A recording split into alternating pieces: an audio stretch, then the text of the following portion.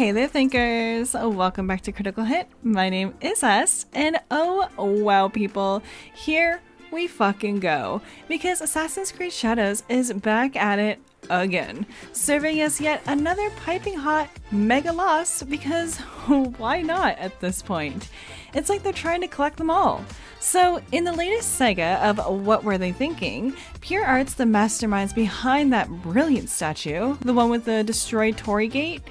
Well, they've decided to bless us with some more facepalm-worthy content. You'd think anyone with a single smidge of historical awareness would know that maybe, just maybe, a symbol like that shouldn't be showcased in ruins. But clearly, we were expecting way too much from these people. Oh, but wait, there's more. After receiving the inevitable tidal wave of backlash, shocker, right? Pure Arts has decided to rework the statue. Yep, because putting Yasuke and Naoe on top of a demolished cultural icon was such a winning move. Now, after the internet exploded with a collective "what the hell were you thinking?", they've finally been guilt-tripped into fixing their little oopsie. Now, massive backlash tends to do that, you know. Honestly, it's like they're allergic to making good decisions at this point, so keep it up, Pure Arts. However, I have a few things to say here, but before I do, we have a small request. If you are new here, consider hitting the subscribe button, smashing that like, and ring the bell to be notified for our next video. We would greatly appreciate this, since this will help us appease those YouTube algorithm gods, so we thank you. Now, let me give you our thoughts on this, and let's get into it. And now, they're finally redesigning this ridiculous statue because, surprise, surprise, some fucking Einstein over there didn't think twice about putting the characters on top of a destroyed Torii Gate. Yep, that's right, a gate with such deep cultural historical significance in Japan. Like, who in their right mind thought that that was a good idea? Like, oh yeah, let's just slap our protagonist on top of this shattered monument from Japanese history. It will totally be fine. Absolutely genius. But the best part, like, you know they had consultants for this. They made sure to drop that little nugget. So either these so-called Japanese consultants were asleep on their job or just clueless as the rest of them. And if they actually gave this a green light, Ubisoft, maybe it's time to break out the pink slips and hire people who know what they're talking about. Just absolutely wow. Like, the level of incompetence here is just so mind-blowing, but at this point, are we even surprised anymore? So, apparently, Pure Arts, the masterminds behind the Assassin's Creed Shadows collector's figures, featuring Yasuke and Naoe, standing all triumphantly on a ruined one-leg Torii Gate, are now scrambling to rework the design. And why, you ask? Oh, because they totally care about the backlash. They posted on X all like, "We recently released an insensitive design. We appreciate and have learned from the concerns brought to our attention, and we apologize for the harm that this has caused." Yeah, right. Sure, you learned something. Like, maybe how not to get caught. Like, let's be real here. They knew exactly what they were doing. However, they didn't expect anyone to care or notice. Like, do you really think that these guys give a single damn about offending the Japanese community? No. They just assumed they could slap this out there and everyone would eat it up like the usual Assassin's Creed junk food. They didn't anticipate the wave of backlash, though. Whoopsie. I guess they thought that we'd all be like, ooh, shiny, and move on. It added, after reading and processing the feedback, we have immediately returned to the drawing board and are currently reworking the design of the collectors, Assassin's Creed Shadows, Yasuke, and Naoe. Oh, they absolutely were just waiting for the inevitable outrage. With everyone yelling, "Excuse me, you're calling this historically accurate?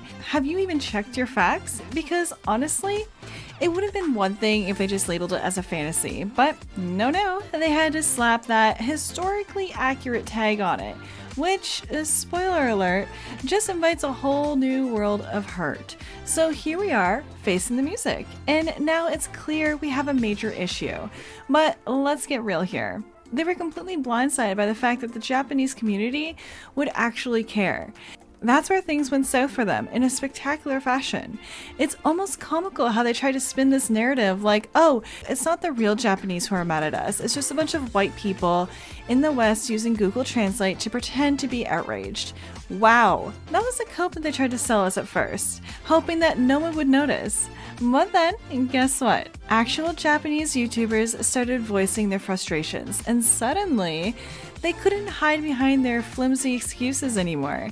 I mean, come on, just look at them. They're obviously Japanese. So, when they finally had to confront the backlash from real, living, breathing Japanese people, they scrambled to change the narrative, and suddenly it was all like, oh, well, we made a mistake and we're totally gonna fix it.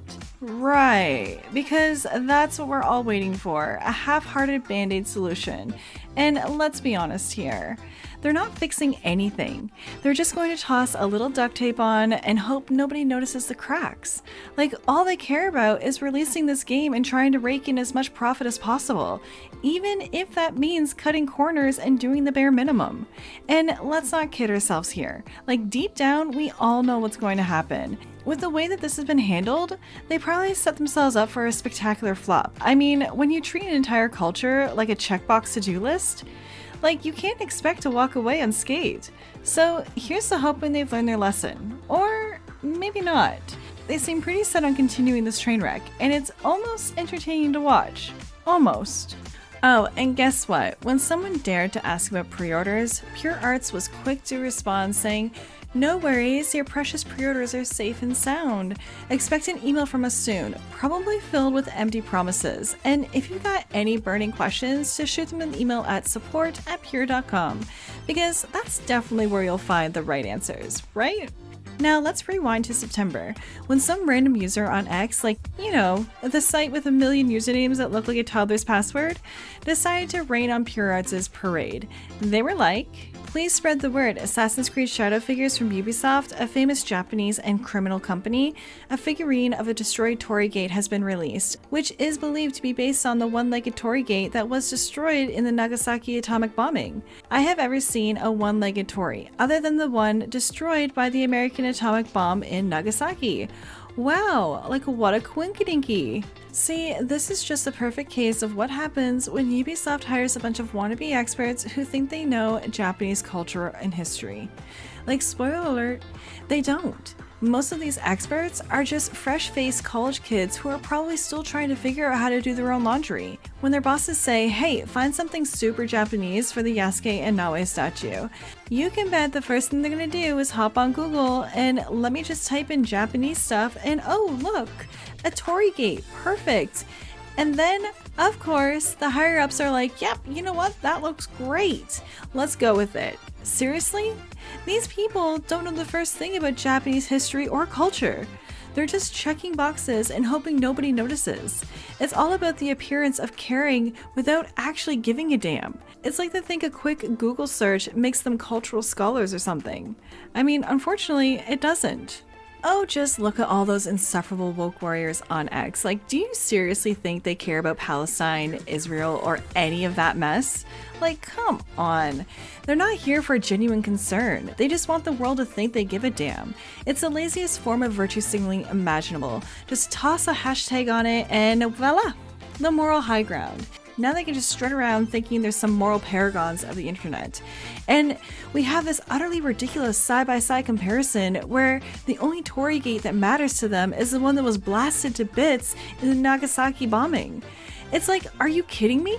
You've got the original one on one side looking all historical and meaningful, and their pathetic little statue mock-up on the other.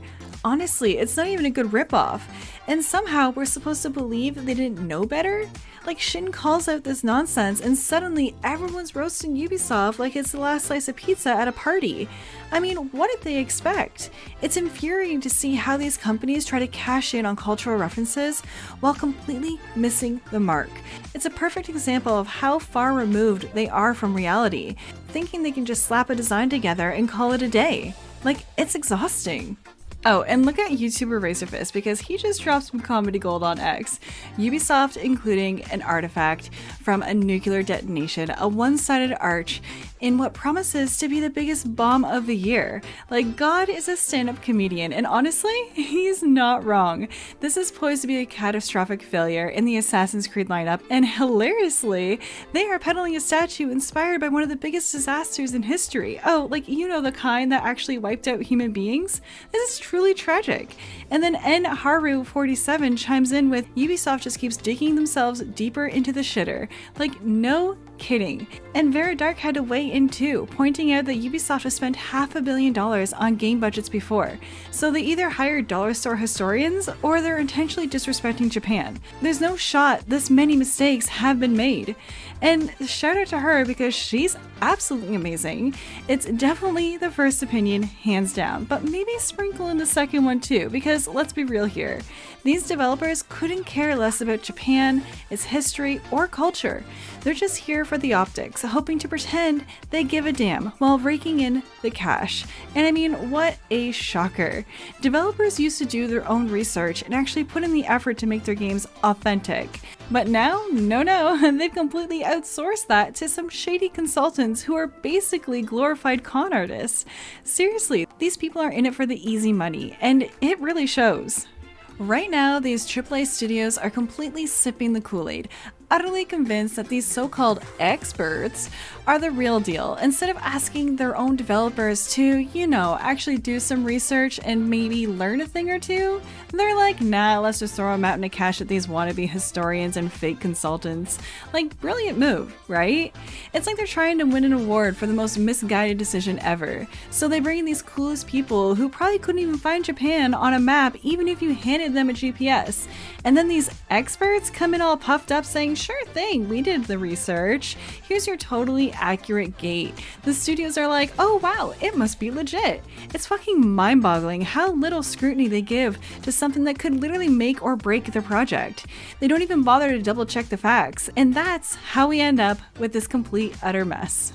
And let's be real here, this isn't just a one-off fluke. It happens all the time in the industry, like fucking clockwork. Like, you'd think they learn from past mistakes, but no, instead they just keep digging their own graves, convinced that a flashy consultant with a fancy title is the answer to all their problems. But, spoiler alert, it's not. If anything, it's a surefire way to ensure that they keep stepping on rakes and face-planting in public. As the rest of us watch in disbelief, we find ourselves trapped in a cycle of mediocrity that's so absurd, it's hard to believe that it's even real. However, those are my thoughts on this, and let me know your thoughts down in the comments below.